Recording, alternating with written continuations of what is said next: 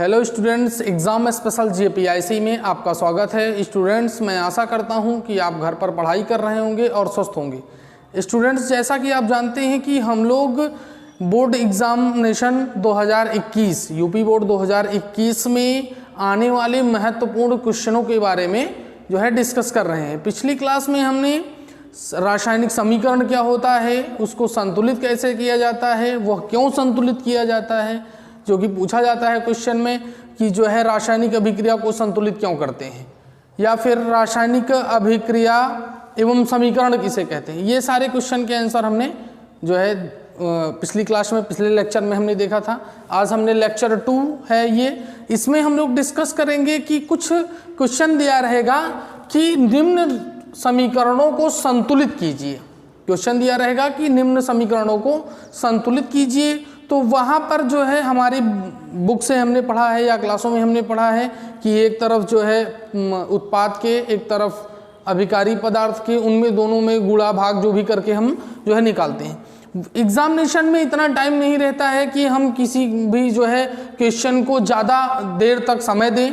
वहाँ पे सभी क्वेश्चनों में जो है समय निर्धारित होता है। अगर समय के बैलेंस के अकॉर्डिंग जो है हम लोग क्वेश्चन को नहीं करते हैं तो हमारा क्वेश्चन छूट जाता है। तो आइए देखते हैं कि ये पहला क्वेश्चन है जिसमें जो है निम्न समीकरण को संतुलित कीजिए। यहाँ पे पहली समीकरण दिया हुआ है HNO3 CaOH का होल ट्वाइस CaNO3 का होल ट्वाइस प्लस H2O।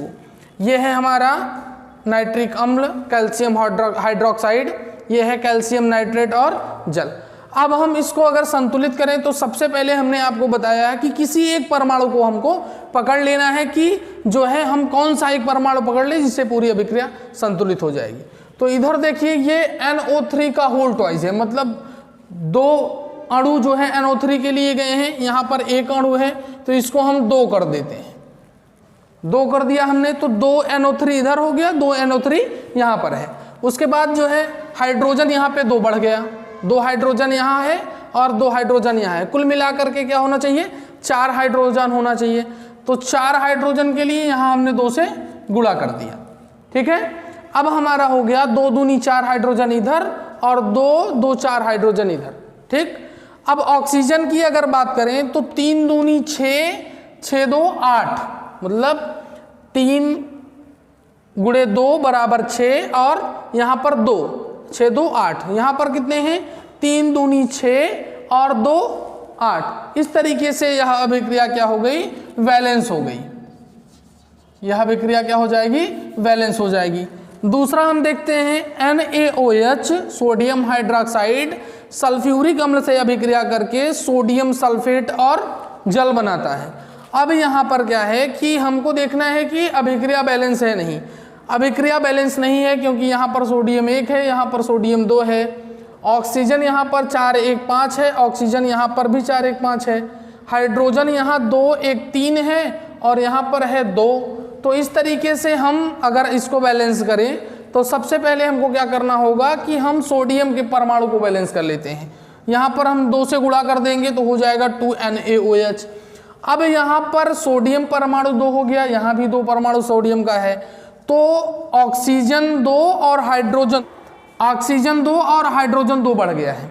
ठीक है, तो यहाँ पर ऑक्सीजन 2 हो गया है, 2 4 2 6, और यहाँ ऑक्सीजन कितना है 4, और यहाँ पर हम 2 से अगर गुणा कर दें तो 4 2 6 हो जाएगा। हाइड्रोजन कितना है 2 परमाणु, यहाँ भी 2 परमाणु, और हाइड्रोजन इधर कितना देखें 2 गुणे 2 बराबर 4। इस तरीके से यह अभिक्रिया क्या हो जाती है, बैलेंस हो जाती है। तीसरी अभिक्रिया हम अगर देखें तो NaCl plus AgNO3 silver nitrate, उसके बाद जो है AgCl और NaNO3। यहाँ पर हम अगर NO3 की बात करें तो NO3 एक परमाणु है, NO3 यहाँ भी एक परमाणु है, बैलेंस है। उसके बाद सोडियम एक परमाणु है, सोडियम यहाँ पर एक परमाणु है, ये भी बैलेंस है। और Cl का अगर परमाणु देखें तो Cl का भी एक परमाणु है, और Ag का देखें तो Ag का भी है। इस तरीके से इसमें इस अभिक्रिया में कोई किसी भी परमाणु में किसी गिनती की कोई गुणा नहीं करनी है और यह अभिक्रिया ऑलरेडी बैलेंस्ड है। ठीक है, उसके बाद हमारा है BaCl2 H2SO4 goes to BaSO4 और HCl। यहाँ पर क्या है कि Ba कितना है, यहाँ पे 2 है।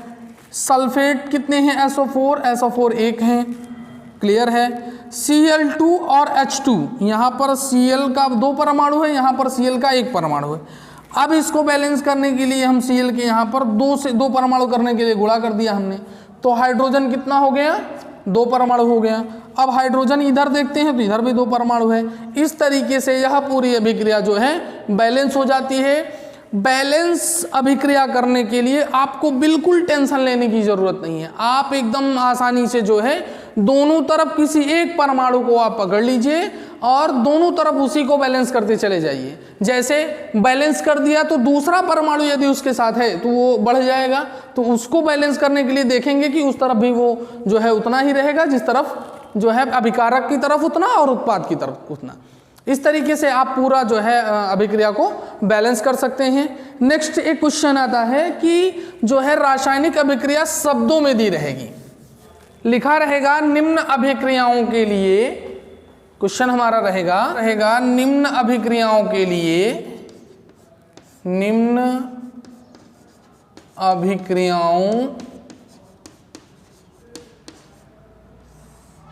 के लिए संतुलित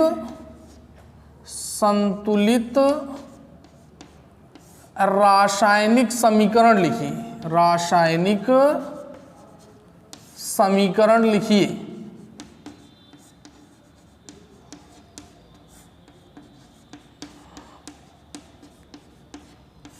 संतुलित रासायनिक समीकरण लिखिए, जिसमें पहली अभिक्रिया होगी calcium hydroxide, calcium hydroxide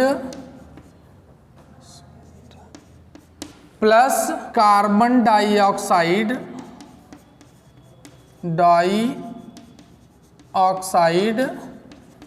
goes to calcium carbonate,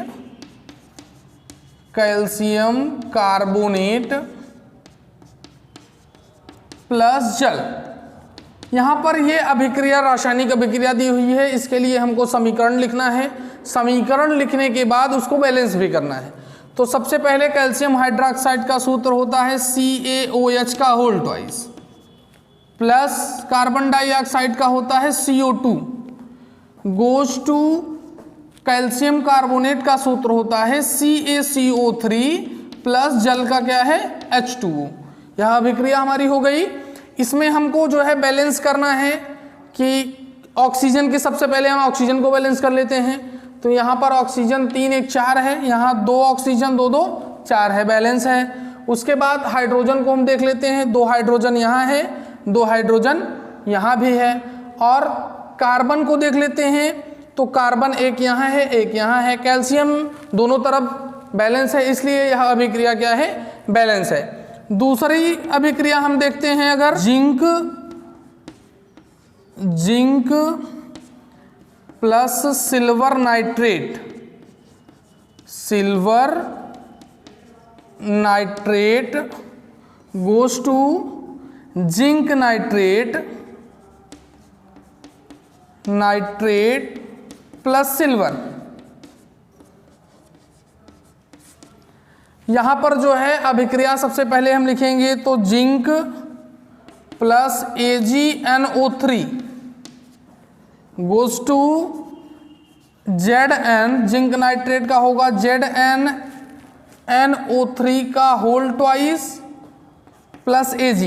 यहाँ पर ये अभिक्रिया हमने लिखी है। अब अगर हमको बैलेंस करना होगा तो हम NO3 को अगर देखें पहले, तो यहाँ पर 2 मॉलिक्यूल है और यहाँ पर 1 है, तो यहाँ इसको 2 कर देते हैं, तो 2AgNO3 हो जाएगा और यहाँ पर क्या हो जाएगा, 2Ag हो जाएगा। इस तरीके से यह अभिक्रिया क्या हो जाती है, बैलेंस हो जाती है।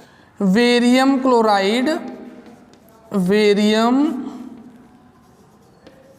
Chloride plus potassium sulphate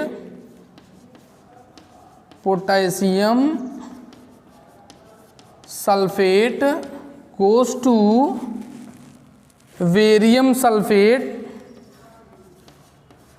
plus potassium chloride,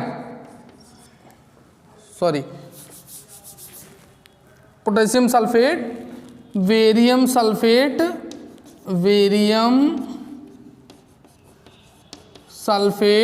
plus potassium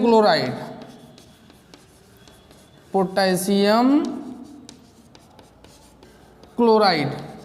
तो इस तरीके से अगर इस अभिक्रिया को जो है हमको लिखना है तो पहले क्या लिखेंगे, BaCl2 plus K2SO4 potassium sulphate हो जाएगा। उसके बाद barium BaSO4 plus potassium chloride का हो जाएगा KCl।